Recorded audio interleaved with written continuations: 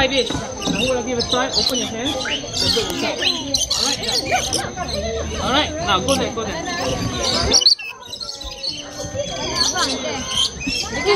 Wanna try? Go. Open your hands. Now this one.